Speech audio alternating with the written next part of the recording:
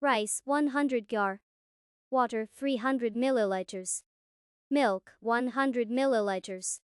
Salt, a pinch. Sugar 1 tablespoon. Vanilla sugar 1 packet. Rice 100 gyar. Water 300 milliliters.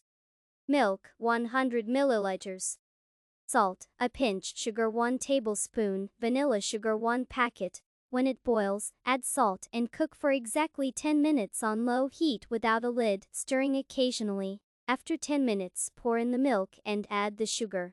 After 10 minutes, pour in the milk and add the sugar. Stir and cook for another 10 minutes on low heat and without a lid. Remove from the stove, there will still be enough liquid. Stir and cook for another 10 minutes on low heat and without a lid.